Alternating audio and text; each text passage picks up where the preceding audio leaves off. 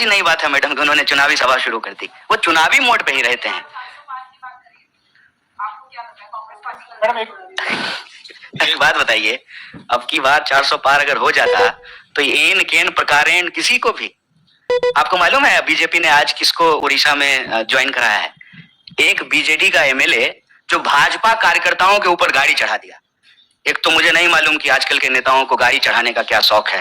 वो टेनी जी का बेटा किसानों पे गाड़ी चढ़ा दिया था। तो ये बीजेडी का जो नेता है वो बीजेपी के कार्यकर्ताओं पे जो है, प्रधानमंत्री जी चुनावी सभाओं में जाकर के कहते हैं कि भाजपा कार्यकर्ताओं की पार्टी है। उनके कार्यकर्ता के ऊपर जो गाड़ी चढ़ा दिया उसको ज्वाइन करा लिया है। क्यों? 400 पार को लेकर के इतना कॉन्फिडेंट होते तो किसी भी स्तर पे जाकर के समझौता करते।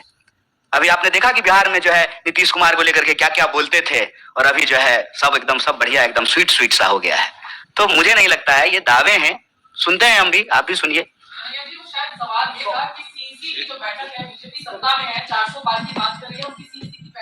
पहली लिस्ट की तैयारी है, आप लोग विपक्ष में हैं, आपकी सीईसी कब होगी इसको लेके कोई क्लैरिटी नहीं है। अलायंस टीएमसी के साथ वेस्ट बंगाल में होगा नहीं होगा, इस पर भी चिंता है आपको हमारी, बड़ा अच्छा लगा सुन करके। कांग्रेस कवर करते हैं, इतनी चिंता करते हैं आप हमारी, बहुत बहुत अच्छा लगा। आप लोग कितना चिंतित हैं हम लोगों के लिए, बहुत अच्छा लगा, बहुत धन्यवाद।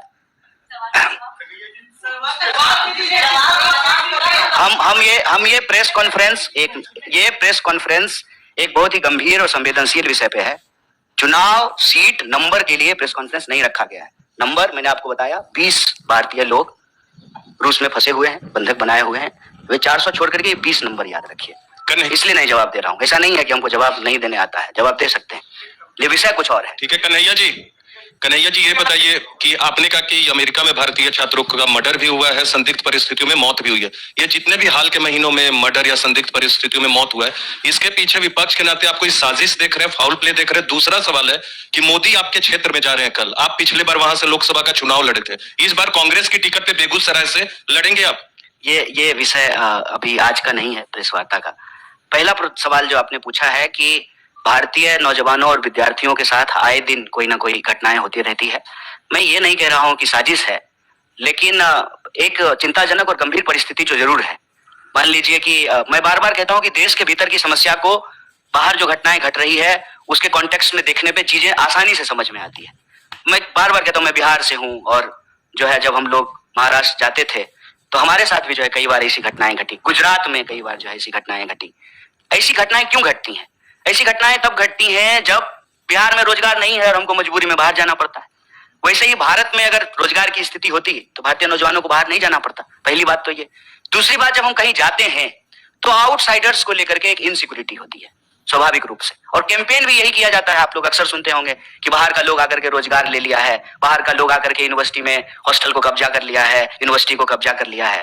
तो इस तरह से जो है आइडेंटिटी के आधार पे पोलराइजेशन होता है, ध्रुवीकरण होता है, और नफरत फैलाई जाती है, और नफरत का शिकार जो है वो लोग होते हैं। मैं ये नहीं कह रहा हूं कि भारत की सरकार की साजिश है, लेकिन ये परिस्थिति है। इस परिस्थिति में भारत की सरकार को एक्ट करना चाहिए, हम ये मांग कर रहे हैं।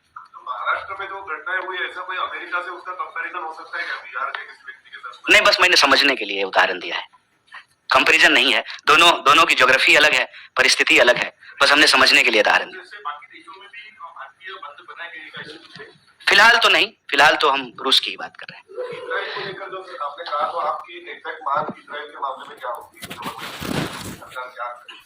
सरकार से तो हम यही मांग कर रहे हैं कि आप यही रोजगार की व्यवस्था कीजिए। भारतीय नौजवानों को किसी भी परिस्थिति में वॉर जोन में जाकर के काम करना पड़े, जहां मिसाइल चल रही है, गोलियां चल रही हैं, लोग मारे जा रहे हैं, चाहे इस तरफ से मारे जाएं या उस तरफ से मारे जाएं, हम ये नहीं कह रहे हैं, लेकिन उसमें हमारे लोग जाकर के क्यों अपनी जान गंवाएं? उनको यही रोजगार दिलाइए। और बस उनको हम वादा याद दिला रहे हैं कि आपने तो कहा था कि 2 करोड़ नौकरी देंगे हर साल, तो 10 साल अब पूरा होने को हैं। इस हिसाब से जो है आप 20 करोड़ नौकरी पैदा करते, 20 करोड़ आप नौकरी पैदा कर देते तो क्यों बाहर जाता कोई? किसी को अच्छा लगता है कि गोलियां चल रही हो और वहां पे जो है हम गार्डन साफ कर रहे हैं या सड़क साफ कर रहे हैं? ये अच्छा तो लगता नहीं है। तो हम सरकार से ये मांग कर रहे हैं कि देश के नौजवानों के भविष्य के साथ खेलना बंद कीजिए, और युवाओं के लिए जो ये मृत काल चल रहा है उस मृत काल को बंद करके ही सही मायनों में अमृत काल शुरू किया जा सकता है। ठीक, धन्यवाद। अब